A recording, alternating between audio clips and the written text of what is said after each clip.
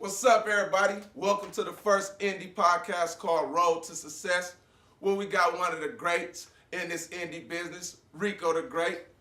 Actually, we're going to break down different topics on how he started, where he want to go with this, and give you guys an inside view of how these indie artists is trying to get on, or whether they want to stay indie or go major. Again, we got Rico the Great. Man, starting off with you, man. What made you start this comedian stuff, man? Man, comedy just fell in my lap, man. It was something I never thought I'd do in a million years, man. I mean, it was like, I was always funny. I always had partners that told me I was funny, but you think you just funny to your partners on the block. You don't think you funny to a crowd of people. So I never had the heart to do the shit, man. I was scared the motherfucker to get on stage. Okay. That shit was scary, man. And then a motherfucker just bet me one day, like, man, I bet you can't get up there and make nobody laugh. My little brother did, man.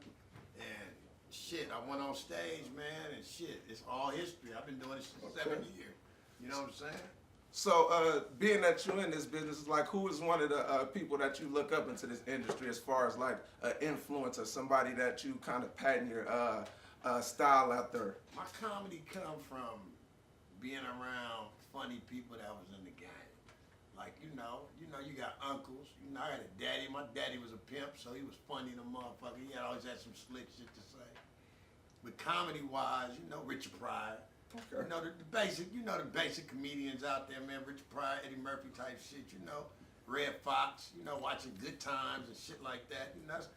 Everybody want to be a comedian, even when you're in class. You know what I'm saying? So, comedy was easy way for me to get away with shit. You know what I'm saying? Okay. So, I always been a nigga that talk shit about people.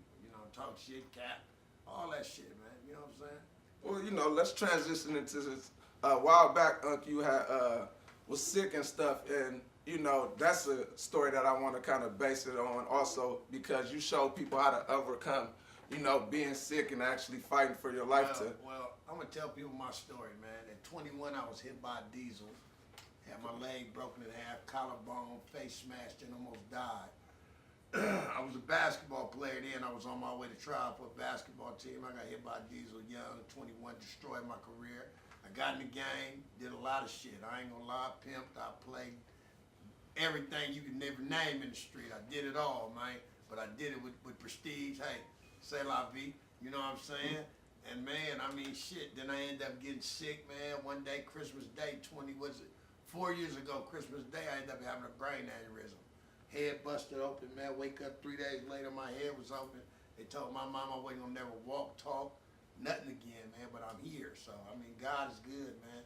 Comedy saved my life, bro. I'm gonna tell you that right now. Doing comedy got me out the streets. You know what I'm saying? Then being independent, being myself, being the person that people gotta call. I do everything, man. Don't nobody write no jokes for me. Don't nobody help me with no jokes. I do all my shit. I ain't never wrote a joke in 7 years. Never sat down with a pencil and a pad and wrote a joke, and I've been doing comedy 7 years, so I can say that.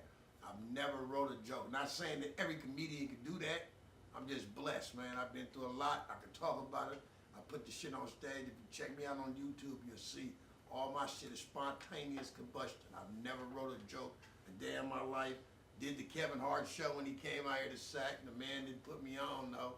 You know what I'm saying? I was actually gonna ask you that. Speaking on the Kevin Hart thing, like, was it an experience? Was you able actually to meet him, or? I met him. I seen him back there laughing. That's the best thing I can say, man. Okay. I can say that I had $1 million man in a motherfucking touching class in Home Park, sitting there watching me laugh. I got a standing ovation that night, man. So I know, I know I put it together. It just be politics and this shit, man. Like any other thing, they gonna bring out who they want to bring. You know what I'm saying? You say politics, so it's kind of like the rap game as far as the politics go in the comedy game also? It's like that. It's cliques and it's people that want to see other people shine because they got maybe the look they looking for, or maybe they got the image that they looking for. Motherfucker don't, when they get to checking your image,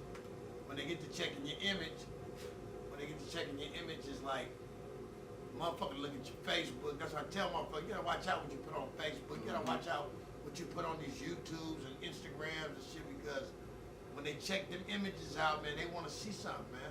Like me, I don't give a fuck. I'm not gonna play the role. I'm smoking weed. I'm rocking with my niggas. I'm doing all that shit. I'm not about to play the role for no